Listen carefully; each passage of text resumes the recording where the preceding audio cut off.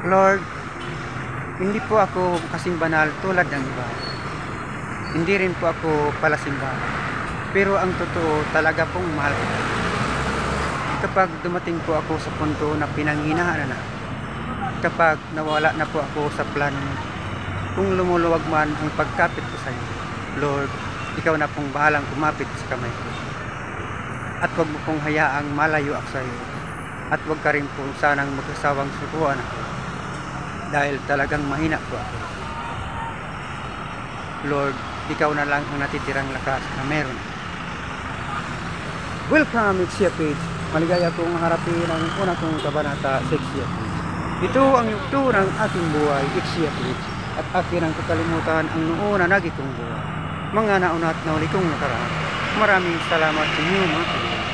Salamat sa pagpunta.